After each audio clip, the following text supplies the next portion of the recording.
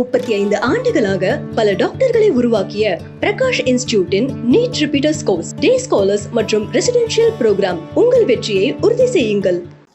ராமன் மறைந்திருந்து வாலியை கொன்ற போது புத்தி சுவாதீனம் அவனுக்கு புத்தி தடுமாறிடுச்சு அப்படின்னு சொல்றதுக்கு புத்தி சுவாதீனம் இழந்துட்டான் அந்த நேரத்தில். இப்போ அதுக்கு சமகால விளக்கம் கொடுக்குறாரு. கம்பன் ராமனை அந்த குற்றத்திலிருந்து விடுதலை செய்து விட்டான் அப்படின்னு ஒரு விளக்கம் சொல்றார். இது இலக்கியத்துக்குள்ள இருக்கக்கூடிய வரிக்கு அவர் புரிந்து கொண்ட விதம், அவர் விளக்கம் சொல்ற ஒரு விதத்துல இருந்து அவர் சொல்றாரு. அவ்வளவுதான்.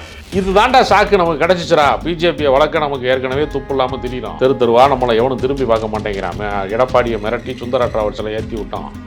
இதுதான் சரியான சாக்கு நமக்கு கிடைச்சி போச்சுரா, சரியான ஒரு பீஸ் மாட்டிடுச்சுரா அப்படின்னு சொல்லி ஊராக கொடியை தூக்கிட்டு வைரமுத்தை கைது செய்யும். அப்படியே சேர்த்து கம்பனையும் கைது செய்யுங்க. அவன் எழுதி வச்சிருக்காங்க. ஏற்கனவே நாடு முழுக்க இது மாதிரியான ஆன்மீக கருத்துக்களுக்கு எதிர்கருத்துக்கள் சொல்ல போய் அது பல சர்ச்சையில் இருக்குது. தமிழ்நாட்டில் அது நீண்ட காலமாகவே ஒரு சர்ச்சையாக இருக்குது. இப்போ இந்த மாதிரி சமயத்தில் நிறைய படித்து உணர்ந்தவர் வைரமுத்து அவர்கள் அவங்க தெரியாத விஷயத்த அவங்க சொல்லலை, படித்து உணர்ந்தவர்கள் தான். ஆனால் இந்த விஷயத்தை இன்னும் கொஞ்சம் சென்சிட்டிவாக அணுகியிருக்கணும். அதுங்க அவர் கடவுளை பற்றி பேசலாம், கம்பனை பற்றி பேசலாம். நடந்த விழா ஆன்மீக விழா இல்லை, இலக்கிய விழா. போராட்டமே விழா முடிஞ்ச அப்புறம் வெளியே தானே சார் நடக்குது. பிஜேபிக்காரன் கட்சி வளர்க்குறதுக்கு வைரமுத்தை ஒரு ஆயுதமாக பயன்படுத்துகிறாங்க. ஒரு டூல் கிடச்சிருக்குங்க அவனுக்கு. வைரமுத்து அதை செய்யலை. வைரமுத்து ஒரு விளக்கம் சொல்கிறார். அந்த விளக்கம் தவறானது, ஏற்றுக்கொள்ள முடியாததுன்னு இன்னொரு அறிஞர் விவாதிக்கலாமே தவிர இது நீ அரசியல் களத்தில் ரோட்டில் நீ பதாகை ஏந்துறதுக்கான விஷயம் அல்ல. ஏன்னா இது வழிபாடு சம்மந்தப்பட்ட பிரச்சனை கிடையாது. உங்களுக்கு என்னடா பிரச்சனை? ஓட்டு வாங்குறதுக்கு, ஓட்டு பிச்சைக்காரர்களுக்கு வைரமுத்து தேவைப்படுறாங்களா? இல்லை, இது வெறும் ஓட்டு பிரச்சனையா அல்லது உணர்வு பிரச்சனையா? ஏங்க, உணர்ச்சியை தூண்டி விட்டா தானங்க ஓட்டு கிடைக்கும். என்ன பேசுறீ? ரெண்டும் ஒன்று தானே. மதவாத பிரச்சனையை தூண்டி விட்டா தானங்க ஓட்டு கிடைக்கும். நீ இந்து நான் முஸ்லீம்னு சொன்னா தானங்க ஓட்டு கிடைக்கும். மத பிரச்சனையை தூண்டணும்லங்க, ஏதாவது ஒரு ஒம்புழுக்கணும்ல. 50க்கும் மேற்பட்ட உலக நாடுகளில் 100 கோடிக்கும் அதிகமான ஆகாயம் தமிழ் பார்வையாளர்களுக்கு பேரன்பும் திருநன்றியும். ஆகாயம் நேயர்களுக்கு வணக்கம். மூத்த பத்திரிகையாளர் திரு ராஜகம்பீரன் அவர்கள் நம்ம கூட இருக்காங்க. எதை பற்றி பேச போகிறோம் அப்படின்னா, சமீபத்தில் வைரமுத்து அவர்கள் பேசிய ஒரு விஷயம் சர்ச்சைக்குள்ளாக்கப்பட்டிருக்கு. அது என்ன விவகாரம், இப்போ என்ன நடந்துட்டு இருக்கு அப்படின்றத குறித்து பேச போகிறோம் நம்ம. வணக்கம் சார். வணக்கம். சமீபத்தில் கவிஞர் வைரமுத்து அவர்கள் ஒரு விழாவில் கலந்துக்கிட்டு பேசுகிறாங்க. அவர் பேசிய பேச்சு திடீர்னு, எப்பயுமே அவர் பேசுனது சர்ச்சையாகும், அதே மாதிரி இந்த வாட்டி சர்ச்சையாகி பல்வேறு இந்து அமைப்புகள் போராடுற ஒரு சூழல் வந்திருக்கு. என்ன பேசுனாங்க, என்ன பிரச்சனை சார்? காலங்காலமாக சொல்லப்படுகிற கதைகளில், புராண கதைகளில், இலக்கியங்களில், காவியங்களில், இதிகாசங்களில், அறிஞர்களுக்கு மத்தியில் நடக்கிற உரையாடல்களில் அந்த கருத்தை எல்லாருக்கும் கொண்டு போய் சேர்க்கணும் என்பதற்காக முரண்பட்ட தலைப்புகளிலே வாதிடுவார்கள். இப்போ உதாரணத்திற்கு கம்பன் கழகம் ஏறத்தாழ ஒரு 51 ஆண்டு காலம், அரை நூற்றாண்டு கடந்து சென்னை கம்பன் கழகத்தில் பல விழாக்கள் நடக்கிறது. அதில் இந்த முறை ஒரு வழக்காடு மன்றம் நடந்தது, டிபேட். அந்த வழக்காடு மன்றத்தில் மிகப்பெரிய பேரிடர்கள் நிகழ்வதற்கெல்லாம் பெண்களே காரணம் என்று சொன்ன கம்பன் ஒரு குற்றவாளியே அப்படின்னு வழக்காடு மன்றம். ஏற்கனவே பல நிகழ்ச்சிகளில் மறைந்திருந்து வாலியை தாக்கி கொன்ற ராமன் குற்றவாளியே அப்படின்னு நிகழ்ச்சி நடக்கும். அவர் குற்றவாளியேன்னு ஒருத்தர் வாதிடுவார், குற்றவாளி அல்ல என்று ஒருத்தர் வாதிடுவார். இது எப்போவுமே நடக்கிற, இது ஒரு இலக்கிய சண்டைங்கிறது என்னென்னா அறிஞர்களுக்கு மத்தியில் நடக்கிற சுவராசியம். அது கோமாளிகள் நடத்துகிற சண்டை கிடையாது, கவுண்டமணி செந்திலுக்கான அந்த காமெடி கிடையாது. அது அவர்கள் படித்த இலக்கியத்தில் இருந்து ஒரு கருத்தை சொல்லுவாங்க. அதாவது ஒருத்தர் எழுதியதை மேற்கோள் காட்டி அது சுவராசியம் கூட்டணுங்கிறதுக்கு என்ன வழி அப்படின்னா, முரண்பட்ட கருத்துக்களை சொல்கிறது. அப்போ முரண்பட்ட கருத்துக்களை எப்படி சொல்கிறது அப்படின்னா, இப்போ நீங்கள் கம்பனுடைய காவியத்தில் விஞ்சி நிற்பது அற உணர்வா, என்ன மாதிரியான உணர்வு, அவன் எதை அதிகமாக வலியுறுத்துறான் அப்படின்னு ஒவ்வொருத்தரும் ஒரு கருத்தில் தலைப்பில் பேசுவாங்க. அப்போ ஒருத்தர் தாக்கி பேசும்போது ஒரு கருத்தை இன்னொருவர் மறுக்கிற போது அது கொஞ்சம் சுவாரஸ்யமாக இருக்கும். புலவர்களுக்குள் நடக்கிற சண்டை, அதாவது மண்ணாங்கட்டியும் மோதுனா மண்ணா உதிரும், சக்கரக்கட்டியும் மோதுச்சுன்னா, கல்கண்டும் மோதுச்சுன்னா இனிப்பா உதிரும் இல்லையா? அதுதான் இரண்டு முரண்பட்ட கருத்துக்களில் இருக்கக்கூடிய சுவராசியத்தை ஏற்றி சொல்வதற்காக இது ஒரு 51 ஆண்டு காலம் நடக்குது அப்படிங்கிறதுனால வைரமுத்துக்கு ஒரு விருது வழங்கணும். நீண்ட காலமாக கவிதை எழுதுறாரு, தமிழ் சமூகத்தில் மிக நீண்ட காலமாக இலக்கிய பணி ஆற்றுகிறார் என்கிற அடிப்படையில் அவருக்கு மட்டுமல்ல, இலங்கை ஜெயராஜன் ஒருத்தர் இருக்கார், கம்பவாரிதின்னு பட்டம் பெற்றவர், அது மாதிரி சுகிசிவம், இப்படி நிறையா பேர் தமிழ் அறிஞர்களாக இருக்கிறவங்களுக்கு கௌரவப்படுத்துகிற விதமாக அவர்களுக்கு விருது வழங்குவது. கம்பன் கழகம் சார்பாக அதில் கவி சக்கரவர்த்தி கம்பனின் பெயரால் இருக்கக்கூடிய விருதை வந்து வைரமுத்துவுக்கு வழங்குறாங்க. அதில் வைரமுத்து பேசுகிறாங்க. அப்போ அவர் புரிந்து கொண்ட அவருடைய கம்பனின் வரிகளிலே அவர் நிகழ்ந்த விஷயங்கள்லாம் இருக்குல்ல. இப்போ வாலியை வந்து இப்போ கிருபானந்த வாரியார்னு மறைந்த ஒரு பெரிய பேச்சாளர், ஆன்மீக பேச்சாளர், ஸ்ரீ சிவத்துக்கெலாம் அவர் தான் முன்னோடி. அவர் பல கருத்துக்களை பேசுகிறாரு. ராமச்சந்திரன் ஏன் பேர் வச்சுருக்கிறாங்க? சந்திரனுங்கிறது தேயும் வளரும் மாறி மாறி வரும். ஏன் ராமச்சந்திரன் அப்படிங்கிறதுக்கு ஒரு விளக்கம் அவர் சொல்கிறார். அவர் இதே காரணத்தை தான் சொல்கிறார். வந்து வாலியை வந்து மறைந்திருந்து கொன்றான், அதனால் அவன் வந்து ஒரு முழுமை பெற்றவன் கிடையாது அப்படின்னு அவர் சொல்கிறார். அதே மாதிரி வந்து வாலியை மறைந்திருந்து கொன்ற குற்றத்தில்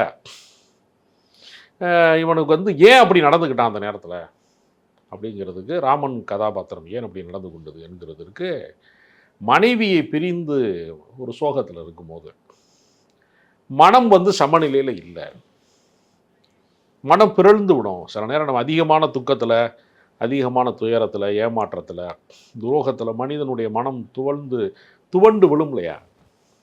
அந்த மாதிரி ஒரு காட்சியை வர்ணிப்பதற்காக தன்னுடைய காதல் துணைவியை வந்து காணவில்லை, தூக்கிட்டு போயிட்டான் எதிரி அப்படிங்கிற மாதிரி ஒரு காட்சி வருகிற போது அவனுடைய புத்தி தடுமாறிடுச்சு, புத்தி சுவாதீனமாகி விட்டது. கொஞ்ச நேரத்துக்கு மைண்டு பிளாக் ஆயிடுச்சுங்கிறாங்கல்ல சில பேர். சில பேருக்கு வந்து திடீர்னு அப்படி திக்பிரமை மாதிரி இருக்கும். திகைத்தனை அப்படின்னு ஒரு வார்த்தையை வந்து கம்பன் பயன்படுத்துகிறான். அந்த திகைத்தனை அப்படிங்கிறது என்னென்னா ஷாக்கிங், அதிர்ச்சியில் வந்து மனம் உறைந்து விடுவது அப்படிங்கிறத பற்றி சொல்லுகிற போது ஒரு கூடுதல் விளக்கத்தை கொடுக்குற முயற்சியாக அந்த நேரத்தில் இப்போ நம்ம வந்து ஒரு திடீர்னு தண்ணியை தட்டி விட்டுறான், ஒருத்தன் கோவத்தில் ஒருத்தனை வந்து கத்தி எடுத்து குத்திடுறான், படார்னு ஒரு பாட்டில் எடுத்து ஒருத்தன் அடிச்சு விட்றான். அந்த நேரத்தில் அவன் புத்தி தடுமாறிடுதுல, அந்த நேரத்தில் மட்டும்தான் அவன் அப்படி இருப்பான். நார்மலாக வந்து அவன் அப்படி இருக்க மாட்டான் அப்படின்னு சொல்கிறதுலாம் இருக்கு இல்லையா? அந்த அந்த அந்த அந்த கணத்திலே அவன் அப்படி நடந்த மொமெண்ட்டில் அந்த மாதிரி அதே தான், அந்த மாதிரியான ஒரு கணத்தில் அப்படி நடந்துக்கிட்டான் அப்படின்னு சொல்லுவாங்க இல்லையா? அதை சொல்லுவதற்காக டீட்டெயில் பண்ண வர்றவர், ராமன் மறைந்திருந்து வாலியை கொன்ற போது புத்தி சுவாதீனம், அவனுக்கு புத்தி தடுமாறிடுச்சு அப்படின்னு சொல்கிறதுக்கு, புத்தி சுவாதீனம் இழந்துட்டான் அந்த நேரத்தில். அப்போ அதுக்கு வந்து சமகால விளக்கம் கொடுக்குறாரு. என்ன விளக்கம் கொடுக்குறாரு? மனம் பிறந்த நிலையில் ஒருத்தன் குற்றம் செஞ்சான்னா நீதிமன்றத்தில் அது நிற்காது அப்படின்னு ஒரு பின்னாடி வந்து வழக்கில் வந்து அவங்க அரசியல் சாசனத்தில் எழுதியிருக்கிறாங்க. அதனால் கம்பன் வந்து ராமனை அந்த குற்றத்திலிருந்து விடுதலை செய்து விட்டான் அப்படின்னு ஒரு விளக்கம் சொல்கிறார். இது வந்து இலக்கியத்துக்குள்ளே இருக்கக்கூடிய வரிக்கு அவர் புரிந்து கொண்ட விதம், அவர் விளக்கம் சொல்கிற ஒரு விதத்திலேருந்து அவர் சொல்கிறார். அவ்வளோதான், இது தாண்டா சாக்கு நமக்கு கிடச்சிச்சிரா, பிஜேபியை வழக்க நமக்கு ஏற்கனவே துப்பு இல்லாமல் தெரியணும், தெருவா நம்மளை எவனும் திரும்பி பார்க்க மாட்டேங்கிறான், எடப்பாடியை மிரட்டி சுந்தரா டிராவல்ஸில் ஏற்றி விட்டோம், இதுதான் சரியான சாக்கு நமக்கு கிடச்சி போச்சுரா, சரியான ஒரு பீஸ் மாட்டிடுச்சுரா அப்படின்னு சொல்லி ஊராக கொடியை தூக்கிக்கிட்டு வைரமுத்தை கைது செய், அப்படியே சேர்த்து கம்பனையும் கைது செய்யுங்க, அவன் தான் எழுதி வச்சிருக்கேன். அதை இல்லை சார், இதில் ஒரு விஷயம் என்ன அப்படின்னா, ஏற்கனவே வந்து நாடு முழுக்க இது மாதிரியான ஆன்மீக கருத்துக்களுக்கு எதிர்கருத்துக்கள் சொல்ல போய் அது பல சர்ச்சையில் இருக்குது. தமிழ்நாட்டில் அது நீண்ட காலமாகவே ஒரு சர்ச்சையாக இருக்குது. இப்போ இந்த மாதிரி சமயத்தில் நிறைய படித்து உணர்ந்தவர் வைரமுத்து அவர்கள் வந்து, அவங்க தெரியாத விஷயத்த அவங்க சொல்லணும், படித்து உணர்ந்தவர்கள் தான். ஆனால் இந்த விஷயத்தை இன்னும் கொஞ்சம் சென்சிட்டிவாக அணுகியிருக்கணும். அதுங்க, அவர் கடவுளை பற்றி பேசலை, கம்பனை பற்றி பேச வந்திருக்கிறார். நடந்த விழா வந்து ஆன்மீக விழா அல்ல, இலக்கிய விழா. ரெண்டையும் புரிஞ்சுக்கணும். ஆனால் அவர் குறிப்பிட்ட உதாரணம் சொல்கிறேனே, சீரா புராணம் இருக்குல்ல, நபிகள் நாயகம் பிறந்த ஊர் என்ன மாதிரியான ஊர்? பாலைவனம். அங்கே நீர் ஊற்றுகள் இருந்துச்சா, மரஞ்செடி கொடி இருந்துச்சா? எதுவும் இல்லைல்ல, பாலைவனம் தான். பாலைவனம் தானே. சீரா புராணத்தில் வந்து அவர் வந்து பசுமையான சோலை மாதிரி எழுதி வச்சிருக்காரு. குமரப்புலவர் எழுதும்போது சீரா புராணத்தில் நம்ம ஊரை மனசில் வச்சுக்கிட்டு எழுதிட்டார். இப்போ உடனே வந்து உமர் புலவரை கைது செய்யணும்னு நான் சொல்ல முடியுமா? அவர் இறந்து பல வருஷம் ஆச்சு, அது வேறு விஷயம். ஒரு கருத்து மாறுபாடு என்பது கற்பனை காவியங்களுக்குள்ள, இலக்கியத்துக்குள்ளே இருக்கிற கருத்துக்களுடைய முரண்பாடு என்பது அறிஞர் சபையில் விவாதிக்கப்பட வேண்டியதா, அற்பர்களின் சபையில் வாதிக்கப்பட வேண்டியது. இல்லை, அது ஏன் பிரச்சனை ஆகுது அப்படின்னா, அதை வந்து வெறும் ஒரு கவித்துவமான விஷயமா மட்டும் பார்க்குறவங்க இருக்கிறாங்க. ஆனால் அதே சமயம் அதை அவர் கோயிலில் சொற்பொழி பண்ணாரா? நான் சொல்கிறேன், அவர் கோயிலே சொற்பொழி பண்ணாரு. அதை கேள்வி முடிச்சிடுறேன். என்ன விஷயம் அப்படின்னா, அதை வந்து வெறும் ஒரு இலக்கியமாக பார்க்குறவங்களும் இருக்கிறாங்க. ஆனால் ராமனை நாங்கள் வணங்குறோம் வழிபடுறோன்றவங்களும் இருக்காங்க. வழிபடுறோம்னு சொல்கிறவங்களுக்கு இது மனசு கஷ்டத்தை ஏற்படுது. வழிபடுறவன் யாரும் கம்பன் கழகத்துக்கு வர்றவன் கிடையாது. கம்பன் கழகத்துக்கு வர்றவன்லாம் பேச்சு பொதுவாக தானே பேசலங்க. கம்பன் கழகத்துக்கு நானும் தான் போனேன். இப்போ நான் ராமனை வழிபடுறேன்னா நான் வருஷம் கம்பன் கழகத்துக்கு போனேன். அதனால தான் சார் அங்கே பிரச்சனை ஆகல. நான் திரும்பவும் சொல்கிறேன், எஸ்.எம். இதயத்துல்லா இருக்கார்ல, காங்கிரஸ் கட்சியினுடைய தலைவர், அவர் கம்பன் விழாவுக்கு தவறாமல் வர்றாரு. பர்வீன் சுல்தானா இங்கே பேசுகிறாங்க. அங்கே கவியரங்கத்தில் கவிதை பாடின தஞ்சை இனியன் என்கிறவர் ஒரு இஸ்லாமியர். கவிக்கோ அப்துல் ரஹ்மான் தலைமையில் பல முறை வந்து கம்பன் கழகத்தில் கவியரங்கம் நடந்திருக்கு. பேராசிரியர் அகட விகடம் அப்துல் காதர் கம்பன் விழாக்களில் பல ஊர்களில் பேசிகிட்டு இருக்கிறாரு. அப்போ நான் என்ன கேட்குறேன், அவர் அப்போ கோயில் பூசாரி அவர்? அதுதான் நானும் சொல்லுவேன். அப்துல் காதர் கோயில் பூசாரியா? இல்லை, என்னன்னா நீங்கள் குறிப்பிட்ட இது ஆன்மீக விழா இல்லை. முதல்ல அதோட அடிப்படையாவது புரியணும். முதல்ல இது தமிழ் ஆசிரியர்கள், தமிழ் பேராசிரியர்கள், தமிழ் கவிஞர்கள் இவர்கள்லாம் ஒன்று கூடுவதற்கான ஒரு இடமா தான் கம்பன் கழகம் இருக்கு. கம்பன் கழகங்கிறது ஆர்எஸ்எஸ் ஆஃபீஸ் கிடையாது, பக்தி சொற்பொழி ஆற்றுகிற இடம் கிடையாது. அது வந்து தமிழ் இலக்கியம் படித்தவர்களுக்குள்ள ஒரு கொண்டாட்டம், அவர்களுக்குள்ள ஒரு நிகழ்வு நடத்துறாங்க. கடவுள் நம்பிக்கை இல்லாதவன் பல பேர் கம்பன் கழகத்தில் இருக்கேன், எனக்கு தெரியும். அதுதான் சொல்ல வரேன். ரெண்டு விஷயம் சார். என்ன அப்படின்னா, ஒன்று வந்து நீங்கள் குறிப்பிட்டவர்கள், அது மட்டும் இல்லாமல் அந்த விழாவில் பங்கேற்றவர்கள் எல்லாரையும் கூட எடுத்துக்கலாம். ஒரு பேச்சுக்கு சொல்கிறேன், யாருக்குமே கடவுள் நம்பிக்கை இல்லை அப்படின்னா கூட பிரச்சனை கிடையாது. அது அங்கே நடக்கிற விஷயம், அது தமிழ் சார்ந்த விஷயம். ஆனால் வெளியே இதை நம்புறவங்களும் இருக்காங்கல்ல, அவங்க மத்தியில தான் பிரச்சனை கிடையாதுங்க. கவினை வந்து கழுத்தில் வெட்டும் போது வராத இந்து மதத்துக்கு ஆபத்து, ஒரு இந்துவை கொல்லும் போது வராத ஆபத்து கவிஞர் வைரமுத்துக்கு கவிதை பாடும்போது வந்துருமா? என்ன பேச்சு இது? முட்டாள்தனமான பேச்சு. கம்பன் கழகத்தை உருவாக்கியவர் யாரும் தெரியுமா உங்களுக்கு? சென்னை கம்பன் கழகத்தில் இந்த விழா நடந்துச்சு. அந்த கம்பன் கழகத்தை உருவாக்கியவர் பேர் தெரியுமா? நீதிபதி மூமு இஸ்மாயில். ஒரு இஸ்லாமியர் உருவாக்குனதுங்க கம்பன் கழகம். அதுக்கு சப்போர்ட் பண்ணது ஏவிஎம் ஐயப்ப செட்டியார். அதை வந்து தொடர்ந்து வழிநடத்தினது யார் தெரியுமா? திராவிட இயக்கத்தில் தந்தை பெரியாருக்கு உதவியாளராக இருந்து பின்னாடி வந்து எம்ஜிஆருக்கு கணக்க பிள்ளையா இருந்த ஆர்.எம். வீரப்பன் தான் கம்பன் கழக தலைவர். 3 பேர் போட்டாவை வச்சு தான் விழாவை நடத்தினாங்க. இப்போ தலைவராக இருக்கிறதும் திராவிட இயக்கத்தினுடைய ஒரு மிக முக்கியமான தலைவர்களில் 2ஆம் கட்ட தலைவர்களில் ஒருவராக கூடிய ஜெகத் ரட்சகன், திமுக எம்பி. ஆமா, மதுரை கம்பன் கழகத்துக்கு யார் தலைவர் தெரியுமா உங்களுக்கு? பேராசிரியர் சாலமன் பாப்பையா தான் தலைவர். இதில் எங்கே மதம் வந்துச்சு? மதமே கிடையாதுங்க. தமிழ் அறிஞர்களுக்கான இடம், தற்கூரிகளுக்கான இடம் கிடையாது, தருதலைகளுக்கான இடம் கிடையாது. இந்த கம்பு சுத்துற வேலையெல்லாம் இங்கே வச்சுக்கிற கூடாது. முட்டா பேலே படிச்சிருக்க இந்த முட்டா பேலா இருந்தால் அதை நீ கேட்க மாட்டேன். நீ கம்பனை வாசிக்கிறவன் எவனுமே அவன் தகராறு பண்ணல. அந்த விழா அமைதியாக தான் நடந்துச்சு. யாராவது ஆட்சேபனை பண்ணாங்களா? போராட்டமே வந்து விழா முடிஞ்ச அப்புறம் வெளியே தானே சார் நடக்குது. எதிரொலி வந்து வெளியே. பிஜேபிக்காரன் கட்சி வளர்க்கறதுக்கு வைரமுத்த ஒரு ஆயுதமாக பயன்படுத்துறாங்க. ஒரு டூல் கிடைச்சிருக்குங்க அவனுக்கு. எங்கடா ஏதாவது பிரச்சனை நடக்குது, கலவரம் நடக்குது, குழப்பம் நடக்குது அப்படிங்கிறதுக்காக காத்து இருக்கிற வெட்டியான்களினுடைய பிரச்சனைங்கிறது வெட்டிப்பேலுக பிரச்சனை அல்லது வெட்டியான்கள் பிரச்சனை இல்லை. இதை வந்து பாஜக தாண்டி பல்வேறு ஹிந்து அமைப்புகளும் இல்லை. எந்த ஹிந்து அமைப்புங்க வந்து கேட்டேன், என்னங்க பேசுறீங்க நீங்க? சாமி கும்பிட்றவன் எவனா கோச்சிட்டு போனாங்க அந்த கூட்டத்தில்? அதுக்கு பின்னாடி இந்த விழா எவ்வளோ நேரம் நடந்துச்சு அன்னைக்கு? எவனா கோச்சுக்கிட்டானா? ஒருத்தன் மாற்று கருத்து சொன்னானா? என்ன பேசுறாங்க? இது மாற்று கருத்து சொன்னா கூட அவன் அறிஞராக இருக்கணும். இலங்கை ஜெயராஜ் மாற்று கருத்து சொல்லலாம், சுகி சிவன் சொல்லலாம். இவன் எதுக்கு சொல்றான்னு நான் கேட்குறேன். கம்பன் கழகத்துக்கும் இவங்களுக்கு என்ன சம்பந்தம் இருக்குன்னு நான் கேட்குறேன். கம்பன் கழகத்தை உருவாக்குனது மூமு இஸ்மாயில், ஓ ஆள் கிடையாது முதல்ல. அப்போ அடிப்படையில் இது தமிழ் அறிஞர்களுக்கான இடம், அது சமய சான்றோர்களுக்கான இடம் தான். அதாவது தமிழ் அறிஞர்களாகவும் சான்றோர்களாகவும் இருந்தவங்களுக்கான இடம். அதில் தற்குறிகள் வந்து அரசியல் பண்ணக்கூடாது. வைரமுத்து அதை செய்யலை. வைரமுத்து ஒரு விளக்கம் சொல்கிறார். அந்த விளக்கம் தவறானது, ஏற்றுக்கொள்ள முடியாததுன்னு இன்னொரு அறிஞர் விவாதிக்கலாமே தவிர இதை நீ அரசியல் களத்தில் ரோட்டில் வந்து நீ வந்து பதாகை ஏந்துறதுக்கான விஷயம் அல்ல. ஏன்னா இது வழிபாடு சம்பந்தப்பட்ட பிரச்சனை கிடையாது. இப்போ நான் என்ன கேட்குறேன், கம்பராமாயணத்தில் என்ன எழுதி வச்சுருக்காங்க? சரையு நதியிலே விழுந்து தற்கொலை செய்து கொண்டார் ராமன். இந்த வீடியோ பேசும்போது தற்கொலைன்னு போட்டியன்னா, டைட்டில் வச்சிங்கன்னா அந்த தற்கொலைங்கிற வார்த்தை வரக்கூடாதுமா. இன்னைக்கு வரைக்கும் ரூல்ஸில் இருக்குல்ல. இப்போ இதை எழுதுனது யார்? இது இந்து மதத்துக்கு எதிரானதப்ப? பாரதியார் என்ன சொல்றாரு? சிலுவையிலே அடி உண்டு இயேசு செத்தான். நான் சொல்லலை, பாரதியார். சிலுவையிலே அடியுண்டு இயேசு செத்தான். பார்வோற்றும் ராமனுமே ஆற்றினிலே விழுந்தான், தண்ணியில விழுந்து செத்து போயிட்டான். அடுத்த வரிதான் என்ன அபாரம், பாரினிலே நான் சாகாதிருப்பேன் கண்டீர். இயேசுநாதர் சிலுவையில் அடிபட்டு செத்து போயிட்டாரு, ராமே ஆற்றுல விழுந்துட்டான். நான் தாண்டா நிரந்தரம், என் கவிதை தாண்டா நிரந்தரம், கடவுளே நிரந்தரம் கிடையாது, என் கவிதை தான் நிரந்தரம், நான் தான் இருப்பேன் பாரு அப்படிங்கிறார் பாரதியார். பாரதியார் மேலே வழக்கு போட முடியுமா? பாரதியார் மேலே சொல்லு பார்ப்போம், இன்னும் இந்து மதத்துக்கு எதிரானவன் சொல்லு பார்ப்போம். இல்லை, அதை மேற்கோள் காட்டி இன்டர்பிரட் பண்ணி அவர் மேற்கோள் காட்டலாம், வைரமுத்து காட்டக்கூடாது. ஏன்னா வைரமுத்து வந்து உயர் சாதியில் பிறக்கலை, பாப்பானா பிறக்கலை, பாப்பானா பிறந்தவன் அதை சொல்லலாம். அதுதானே சொல்ல வர்றாங்க, வேற என்ன சொல்ல வர்றாங்க?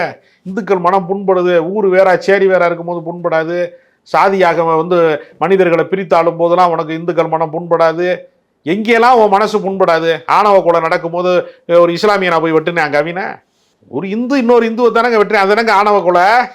ஒரு ஜாதிக்குள்ள இருந்து இன்னொரு ஜாதிக்காரனை போய் வெட்டுறதானே ஆணவ கொலை. அப்போ இந்து மக்களுடைய உணர்வு புண்படாதா? எவனாவது போனானா அந்த பக்கம்? தரங்கட்டத்தனமாக நடந்துக்கிறது. இலக்கியவாதிகள்கிட்ட, அறிஞர்கள்ட்ட, தமிழ் அறிஞர்கள்ட்ட போய் தகராறு பண்ணுறது, சல்லிப்பேலுக்கு தகராறு பண்ணுறன்னு ஒன்று இருக்குல்ல.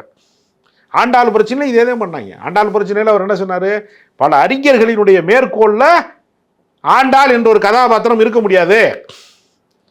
ஏன் இருக்க முடியாது அப்படின்னா, கடவுளை போய் ஒரு மனுஷி காதலிக்க முடியாது, அது பகுத்தறிவுக்கு எதிரானது. ஆய்வு எழுதுவான்ல ஒரு கவிதையை பற்றி, ஒரு இலக்கியத்தை பற்றி. இப்போ திருக்குறள் இருக்கு, பெய்யனா பெய்யும் மழைன்னு இருக்கு, எப்படி பெய்யும் கேட்குறான்ல. சிலப்பதிகாரத்தில் மதுரையை எரிக்கிறதுக்கு என்ன செஞ்சான்னா, தன்னுடைய மார்பகத்தை வந்து அப்படியே அப்படி பிச்சு எரிஞ்சா, டப்புன்னு தீ பிடிச்சி எரிஞ்சிச்சு. ஒரு இதை பார்த்து ஒரு மார்பகத்தை பீத்து எரிந்தால்னு எழுதியிருக்கான் சிலப்பதிகாரத்தில். பெரியார் கேட்டார், அதுக்குள்ளே பாஸ்பரஸ் இருந்துச்சாடா, எப்படா பற்றி இருந்துச்சுன்னு கேட்டார். பகுத்தறிவாளர்கள் கேட்பார்கள், பதில் சொல்ல துப்பு இருக்கு அவனுங்களாம். அது கற்பனை காவியம், அவ்வளோதான். அதை நம்புறவே நம்ம சாமி கும்பிட்டு போகிறேன், நம்பாதவே போயிட்டு போகிறேன். உங்களுக்கு என்னடா பிரச்சனை? ஓட்டு வாங்குறதுக்கு, ஓட்டு பிச்சைக்காரர்களுக்கு வைரமுத்து தேவைப்படுறாங்களான்னு கேட்குறேன். ஆண்டாள் பிரச்சனையை தொடர்ந்து தான் வைரமுத்து அவர்களை வந்து இதுலேயும். ஆமாங்க, வேற என்ன காரணம் இருக்க முடியும்? கலைஞருக்கு பக்கத்தில் இருந்தார். கலைஞர் அந்த காலத்திலே அவரை வந்து தென்மண்டலத்தினுடைய ஒரு பெரிய கட்சியினுடைய ஒரு தளபதியை மாற்றலான்னு கூட நினச்சாரு, நாடாளுமன்ற உறுப்பினராக்கணும்னு நினச்சா அவர் மந்திரியாக இருந்திருப்பார், அதிகாரம் மிக்கவராக இருந்திருப்பார். அவர் சாதியிலையும் அடியாளுங்க நிறையா இருக்காங்க, வீர சூரைங்கெல்லாம் கம்பு சுத்துறவங்க அங்கேயும் தான் இருக்காங்க. அவங்க கம்பு சுத்துற சாதியில் பிறந்துட்டு ஒருத்தன் கவிதை எழுதிட்டு இருக்கான், மறுபடியும் கம்பு சுற்றுவாங்கன்னு கூப்பிட்றாங்க. வேறு ஒன்றும் இல்லாத வாடா அடித்து பார்ப்போம் வர்றியான்னு கேட்குறாங்க. கிளம்புனாங்கன்னா நல்லா இருக்குமா? ஊராக கிளம்புனாங்கன்னா நல்லா இருக்குமா? ஜாதிக்காரன் போகிறாங்க. ஆமாங்க, அப்புறம் அவனை நீ மத பிரச்சனையை தூண்டுற, அவர் ஜாதி பிரச்சனைங்க. ஏன் ஆளுகள்லாம் வர்றாங்க, வாடா அடிச்சு பார்ப்போம்னா நல்லா இருக்குமா? நாடு நல்லா இருக்குமா? அமைதியாக இருக்குமா? அவர் என்னைக்குமே தன்னுடைய பின்புலத்தை அவர் சொல்ல மாட்டாருங்க. அவரை சீட்டி பார்க்குறவங்களுக்கு நான் கேட்குறேன், உனக்கு தான் ஆள் இருக்கா, அவருக்கு ஆள் இருக்காதா? உனக்கு தான் கல்லை விட்டு எரிஞ்சா எரிய தெரியுமா? நீ எரிஞ்சாதான் கல், நீ வெட்டினாதான் அருவா வெட்டுமா? என்ன பேச்சு இதெல்லாம்? ஒரு இலக்கிய கூட்டத்தில் அறிஞர்களுக்கு மத்தியில் நடந்த வாதம், அறிஞர்கள் பதில் சொல்லிட்டாங்க. அது ஏற்க முடியாத கருத்துங்கிறத இலங்கை ஜெயராஜ், சுகிசிவம் போன்றவர்கள் மாற்று கருத்தெல்லாம் முன் வச்சுட்டாங்க அந்த அரங்கத்திலே. ஆமாம், அந்த அரங்கத்துல எல்லாம் அவங்களுக்கு பேச வாய்ப்பு கிடைக்கிற அந்த நேரத்தில் சொல்லிட்டாங்க. சரி, அதை வைரமுத்து வந்து ஒன்றும் சொல்லலை. கருத்தை கருத்தால் எதிர்கொள்வோம், கருத்தை வந்து கற்களால் எதிர்கொள்ளக்கூடாது, கருத்தை வந்து கம்பு சுத்துற வேலை பண்ணக்கூடாது, கருத்தை வந்து வன்முறையால் எதிர்கொள்ளக்கூடாது, அது அச்சுறுத்துறது, மிரட்டுறது, மன்னிப்பு கேளுங்கிறது. ஏன் மன்னிப்பு கேட்கணும்? அவரளவுக்கு நீ தமிழ் படிச்சிருக்கியா? நீ தமிழ் அறிஞனா? நீ அவரோட சரிக்கு சமமாக நீ நிற்கிற அளவுக்கு அறிவு பெற்றவனா? முட்டாள்கள், மதவெறியை தூண்டுகிற முட்டாள்களுக்கு இதெல்லாம் ஒரு வாய்ப்பா? நான் கேட்குறேன், வெக்கமா இல்லையா உங்களுக்கு? ஓட்டு வாங்க துப்புள்ள எய்ம்ஸ் மருத்துவமனையை கட்டி ஓட்டு கேட்டு மக்கள் ஓட்டு போடுவேன். மக்கள் நலன் சார்ந்து வெள்ளத்தில் தவிச்சான் மக்கள், கழுத்து வரைக்கும் நீந்தினான் தமிழர்கள், வெள்ள பேரிடர் வாங்கி கொடுத்துட்டு ஓட்டு கேளு. அதை விட்டு வைரமுத்துட்ட வம்புழுக்கிறதுக்கு ஓட்டு கேட்கறதுக்கு வந்து ஏன்னா பிஜேபி வளருமா? இல்லை, இது வெறும் ஓட்டு பிரச்சனையா அல்லது உணர்வு பிரச்சனையா? ஏங்க, உணர்ச்சியை தூண்டி விட்டா தானங்க ஓட்டு கிடைக்கும். என்ன பேசுறீங்க? ரெண்டும் ஒன்று தானே. இல்லை, இந்த பர்டிகுலர் மதவாத பிரச்சனையை தூண்டி விட்டா தானங்க ஓட்டு கிடைக்கும். நீ வந்து இந்து, நான் முஸ்லீம்னு சொன்னா தானங்க ஓட்டு கிடைக்கும். மத பிரச்சனையை தூண்டணும்லங்க, ஏதாவது ஒரு வம்புழுக்கணும்ல. மனிதன் எப்பொழுது மதமாக ஒன்று திரளுவேன்? கலவர காலங்களில் ஒன்று திரளுவேன். எங்கள் ஆள் அடிச்சு விட்டாங்கடா அப்படின்னு சொன்னா தானே ஒரு 10 பேர் வாடா நம்மளும் போவோம்னு சொல்லுவான். அதைத்தானே விரும்புகிறாங்க, அதைத்தானே வடநாடு பூரா செஞ்சு வச்சுருக்காங்க. அந்த வேலையெல்லாம் இங்கே நடக்காது. பல்வேறு கருத்துக்களுக்கும் நேரத்துக்கும் ரொம்ப நன்றி சார். 35 ஆண்டுகளாக பல டாக்டர்களை உருவாக்கிய பிரகாஷ் இன்ஸ்டிடியூட்டின் நீட் ரிப்பீட்டர்ஸ் கோர்ஸ், டே ஸ்காலர்ஸ் மற்றும் ரெசிடென்ஷியல் ப்ரோக்ராம். உங்கள் வெற்றியை உறுதி செய்யுங்கள்.